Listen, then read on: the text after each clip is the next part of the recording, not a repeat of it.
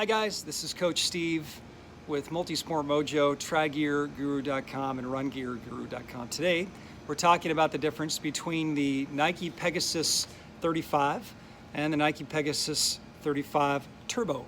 And in fact, the new Nike Pegasus 35-36 Turbo 2 just came out. What we want to talk about today is the difference between the Nike Pegasus 35 or 36 and the Nike Pegasus 36 or 35 Turbo. Does that make sense? This is the Nike Pegasus 35 Turbo. Now there's also a Nike Pegasus 35.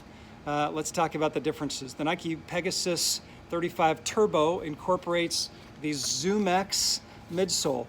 This is the top of the line midsole from Nike. Super lightweight, max cushion. It's an aerospace material that not only provides you the max cush that you're looking for, but returns 85% of that energy.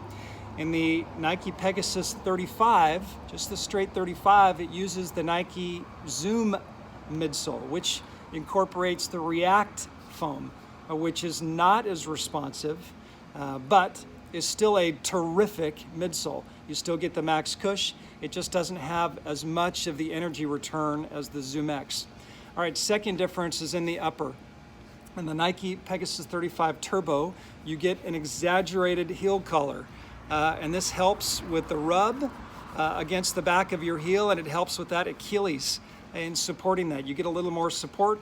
You get this exaggerated kick off the heel that helps for a smoother transition. You get an enhanced lacing system that gathers your foot rather than just tightening. And you get this super comfortable tongue, which rests against the top of your foot. In the Nike Pegasus 35, the straight running shoe, you still get a really light upper. You still get that drop, that heel toe drop that we're talking about, but it's not as exaggerated in the ankle collar with the Achilles. You still get it, it's just not as exaggerated.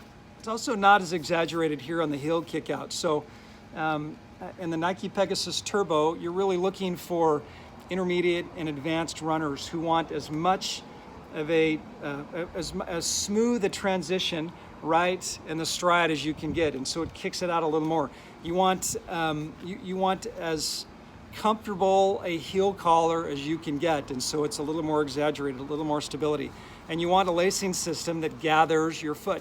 The similarities are you still get that redesigned toe box that gives you all of the punch and dive capability that you'll get. So you still get that in the Nike Pegasus 35 that you get in the Nike Pegasus 35 Turbo. It's just the difference is this is the enhanced version of the Pegasus 35. If you want a training shoe that's the best of the best, you get the Turbo, right? It's just been supercharged. Think of it that way. Now, the Pegasus Turbo 2 or the Pegasus, let's start over. The Nike Pegasus 36 was just launched, and along with that then came the amped up version, the Nike Pegasus 36 Turbo. And some changes have, not changes, they've updated the shoe, they've updated the Pegasus 35 Turbo. Just a couple noticeable changes. One, thank goodness, the ZoomX midsole is still there. So you get the same midsole. It's still got that aerospace innovative material. You still get the max cush and the lighter midsole. You still get that 85% energy return and that spring forward. You get all that same, but the upper is lighter. It's more breathable. It has a bit of a second skin now with this redesigned toe. The toe in the 35 Turbo gently rested on top. This has been designed to stay out of the way. It's more like the race day shoes. In fact, the upper mimics the race day shoe. This is meant to be a companion as the training shoe to the race day shoe, which would be the Nike Zoom or Zoom Fly.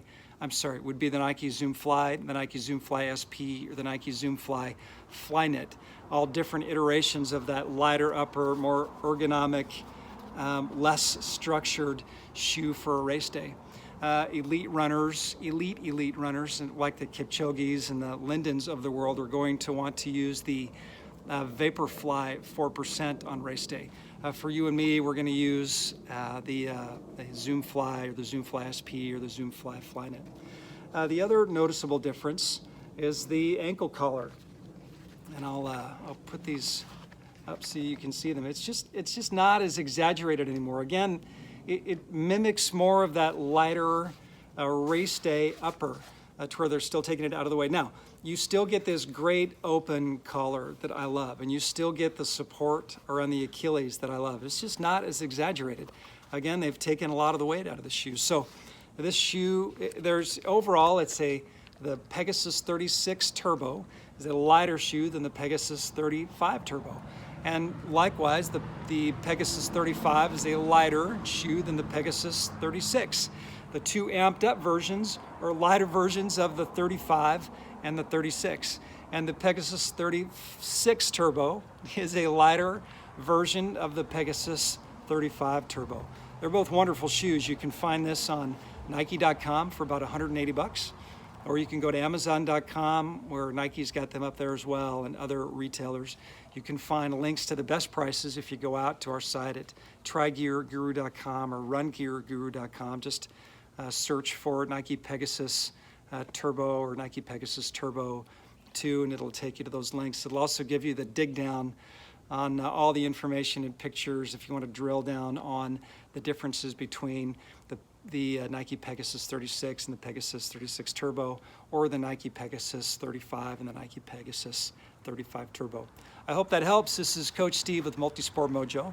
You can find all of our information out. Listen, we're just trying to be helpful and thorough and honest, and we hope that this video channel helps you to make good decisions. Subscribe to this to our Multisport Mojo channel here on YouTube, and you'll get the latest updates on new gear and tips and tricks.